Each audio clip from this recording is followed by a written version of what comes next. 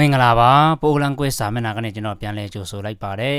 အခုဒီကကျွန်တော်တင်ပြမဲ့သင်ခန်းစာကတော့ရရင်ဝါဆွဲပြီးတွဲနဲ့ပြီးပေါင်းဆက်ခြင်းအခန်းနဲ့သင်ခန်းစာ3စာပိုက်1မှာပါတော့စာပိုက်တွေကိုကျွန်တော်ဖတ်ပြပေးမှာဖြစ်ပါတယ်အစင်အသစ်ဖြစ်ပြီဆိုရင်ကျွန်တော်နဲ့တူတူလိုက်ကြည့်ကြဖို့ဖိတ်ခေါ်ပါတယ်ထရာဘူဖိုအေနီဝေတဖရီဒါပါဘာကလူတဖရူပါထရီတဖရာလူမွေသာဂျာပလွေနေတဲ့လာဒျာဂျာပလွေဂျာရုံချီတုံ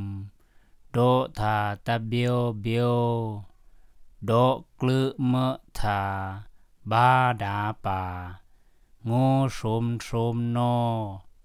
တဖူလွေထုံခုံอาซาကနေကျွန်တော်တို့တစ်ခေါက်အတူတူပြန်ဆိုကြည့်ရအောင်ထရာဘူဖိုအေနီဝေတဖရီဒါပါဘာကလူတဖရူပါထရီတဖရာလူမွေသာဂျာပလွေနေတဲ့လာဒျာဂျာပလွေဂျာရုံချီတုံဒေါသာတဘျောဘျောဒေါကလမသာဘာဒါပါ